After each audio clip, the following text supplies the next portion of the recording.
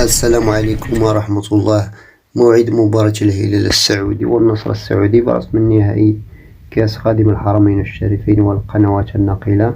من فضلكم قبل ذلك المرة الضغط على الزر الاشتراك في القناة واللايك للفيديو وفعل الجرس حيث تقام المباراة النهائية لكأس خادم الحرمين الشريفين السعودية مساء يوم الجمعة 31 مايو 2024.